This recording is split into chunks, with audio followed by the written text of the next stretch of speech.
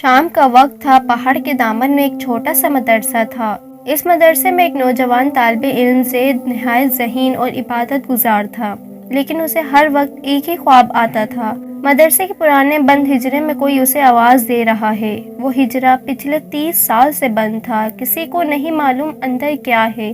استاد صرف یہ کہتے، بیٹا وہ حجرہ آزمائش کا دروازہ ہے، اس کے قریب نہیں جانا۔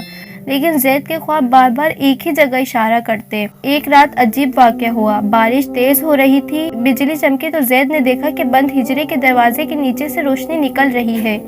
ڈر و خوف کے باوجود وہ قریب گیا۔ جیسے ہی اس نے دروازے پر ہاتھ رکھا، اندر سے کوئی پکارا، زید، امانت واپس کرنی ہے، وقت کم ہے۔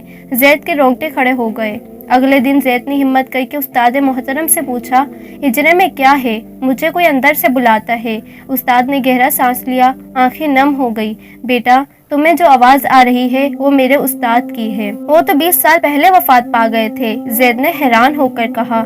استاد نے آہستہ آواز میں کہا، وفات سے پہلے وہ ایک بڑی امانت لائے تھے، ایسی کہ ساری دنیا لالچ میں پڑ جائے۔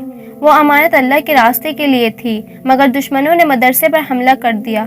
میرے استاد نے وہ امانت اسی حجرے میں چھپا دی اور مرتے وقت وصیت کی کہ ایک دن دل کا نور رکھنے والا نوجوان خود اس کی طرف متوجہ ہوگا۔ لگتا ہے وہ تم ہو۔ زید کے دل کی دھڑکن تیز ہو گئی۔ اگلی رات زید نے وضو کیا، قرآن پڑھا اور بسم اللہ کہہ کر دروازہ کھولا۔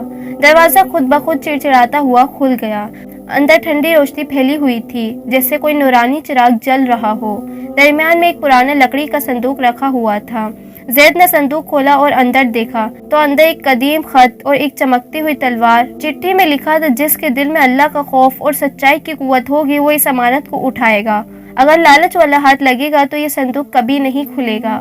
زید کی آنکھوں میں آنسو آ گئے، نور اس پر برس رہا تھا۔ جیسے ہی زید نے یہ چیزیں اٹھائیں، حجرے کے کونے میں کھڑے ایک سفید کپڑوں والے بزرگ نے کہا، بیٹا، تم نے آزمائش پار کر لی۔ میں وہی ہوں جسے تم خواب میں دیکھتے تھے۔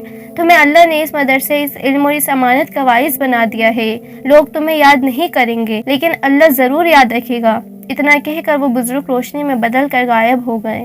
جو دل کا سچا، نیت کا صاف اور ایمان کا مضبوط ہوتا ہے، اللہ اسے وہاں سے راستہ دکھاتا ہے جہاں دنیا کچھ نہیں دیکھ پاتی۔